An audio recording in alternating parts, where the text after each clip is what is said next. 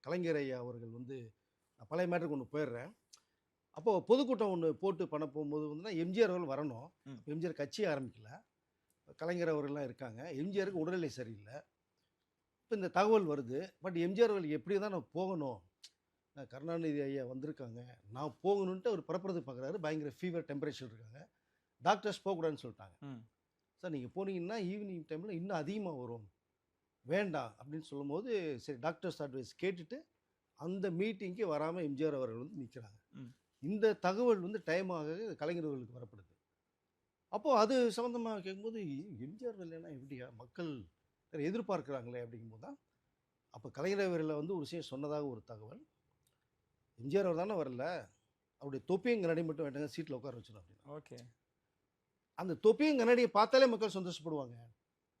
அப்படின்னு அவரு முத்தமிழ் அறிஞர் அவர் சொல்லும்போது பார்த்தீங்கன்னா, அப்ப எம்ஜிஆருக்கு எந்த அளவுக்கு பவர் இருந்ததுன்னு நம்ம பார்க்க முடியுங்க. ம். ம். ம். இப்ப நீங்க கேட்டதுக்காக இந்த எக்ஸாம்பிள சொல்லிட்டு உள்ள வரேன் நானு. அது மாரி விஜய் வந்தாலும் கூட்டம் வரும். வராட்டினாலும் கூட்டம் வரும். அவருடைய ஃபோட்டோ மட்டும் பார்த்தாலே வரும்.